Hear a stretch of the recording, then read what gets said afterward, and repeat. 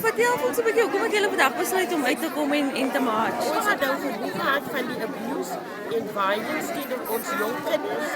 Dit is die rede hoekom ons vandag deel vorm van hierdie mars.